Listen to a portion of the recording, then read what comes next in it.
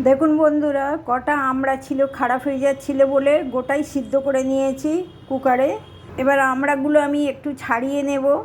দেখুন বন্ধুরা, আমড়াটা ছাড়িয়ে কাঁধ বার করে নিয়েছি, আঁটিটাও আছে, কেন এই আমড়াটা একটু মিষ্টি। আর খোসাটাকেও আমি জল দিয়ে চটকে রেখেছি, ছেঁকে দিয়ে দেব। কড়াই তেল গরম হয়ে গেছে, সর্ষে আর শুকনো লঙ্কা দিয়েছি, আর এই যে আমড়াটা মাখা আছে দিয়ে দেব। আমড়ার খোসাটা চটকে একটু জল বেরিয়েছে, ওটাও দিয়ে দেব। ওটা দিয়ে দিলাম জলটা, আর জল দেব না। দেখুন বন্ধুরা, আমড়ার চাটনি ফুটে গেছে, এক বাটি চিনি দিয়ে দিলাম। আজকের গুড় বাতাসা দিলাম না, চিনি দিয়ে বানালাম। দেখুন বন্ধুরা, আমার আমড়ার চাটনি হয়ে গেছে, এবারে নামিয়ে নেব। দেখুন বন্ধুরা, আমার আমড়ার চাটনি হয়ে গেছে। কেমন দেখতে হয়েছে দেখে বলবেন, ভালো লাগলে বন্ধু ভেবে একটা লাইক শেয়ার কমেন্ট করে দেবেন।